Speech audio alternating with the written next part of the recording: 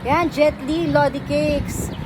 Siyempre, mas gusto mo ikaw yung rider, tama? Tama. Kung sakaling magkakaroon ka ng back ride, anong klaseng back ride ang gusto mo? Siyempre yung hindi malikot. Hello, dito po tayo sa Ormoc at kasama natin walang iba, Lodi Cakes, Jet Li. Hi! Maayong hapon from Ormoc. Maayong hapon, Jet Li. Pakikwento naman sa amin. Lagi namin nakikita sa mga posts mo itong iyong stuffed toy, si Panpan. Yes. Anong story ni Panpan?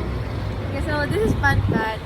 So nung tayo pupunta kami ng Davao, nag-meet kami ni Bibi Sara. Meron din siya teddy bear sa likod niya. Pero fox yun sa kanya, fox na ano. So tawag niya sa yung stuffed toy na yun is si Elvis. Akin naman si Panpan. Ayan. Kasali siya sa signature ko. Every time mag-ride, ito yung isa din ito sa hinahanap ng mga tao. Siyempre, mas gusto mo ikaw yung rider, tama? Tama. Kung sakaling magkakaroon ka ng back ride, anong klaseng back ride ang gusto mo? Siyempre yung hindi malikot.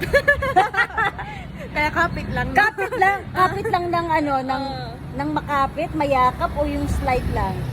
Yung makapit talaga. Yung makapit na may yakap. Yun, so alam niyo na guys, yun dapat. Huwag malikot, makapit lang, At saka may yakap. mayakap. Eh, paano na si Panpan? Sa front na. Walang rider na hindi nakakakilala kay Jet Li. Ang kanyang tunay na pangalan ay Maria Rica Cabarrubias. Siya ay tubong Cebu. Nagsimula siyang magmotor sa murang edad na 6 na taon. Siya ay tinuruan ng kanyang ama na rider din. Nakilala si Jet Li dahil sa kanyang galing sa pagmumotor. Nakahiligan din niya ang mag-stunt riding.